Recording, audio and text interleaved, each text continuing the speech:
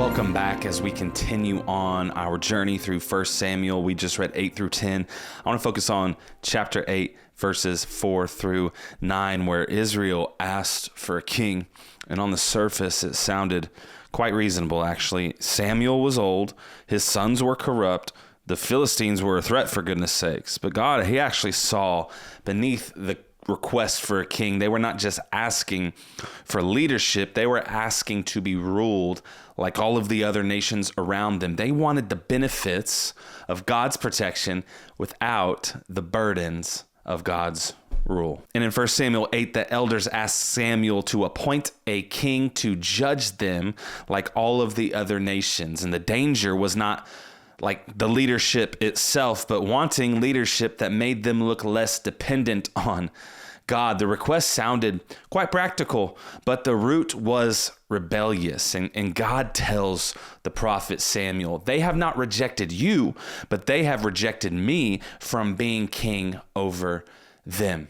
Some prayers sound responsible until God reveals they are really asking him to step off of the throne. Let's just stop dressing rejection in responsible language. David Pine points out that Israel had seen leaders like Eli and Samuel produce corrupt sons, yet they still demanded a king whose son would automatically inherit power. Their logic really exposed their hearts because they were not just solving a problem. They were searching for a replacement. Bad reasoning can really reveal hidden rebellion. And we see it here, and we still ask God for solutions that give us stability, don't we? Give us image, give us control or success without requiring any obedience at all. Can I just tell you, if your solution removes your need to trust God, it may be a throne disguised as a strategy. Don't call your self-control over the situation biblical wisdom. It does not fly. Because Israel's demand was not just political because Yahweh's kingship ruled their laws, their wars, their alliances, identity, and ultimately their future. You know, to ask for a king like the nations was to ask for visible control instead of invisible obedience.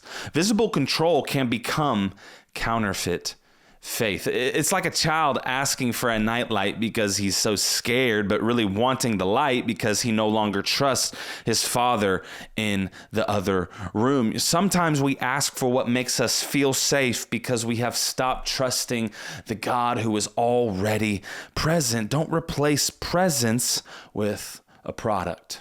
And Samuel ends up warning them that the king will take their sons, daughters, fields, servants, and flocks.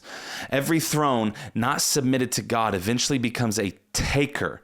You know, false kings always send the bill. In our culture right now, it's addicted to like the nations, chasing whatever looks successful, powerful, polished, safe, or ultimately impressive. The moment you would rather look like everybody else than be ruled by God, you have already started asking for Saul. Don't trade God's rule for public approval. Israel thought they were asking for a king, and God said they were rejecting a king.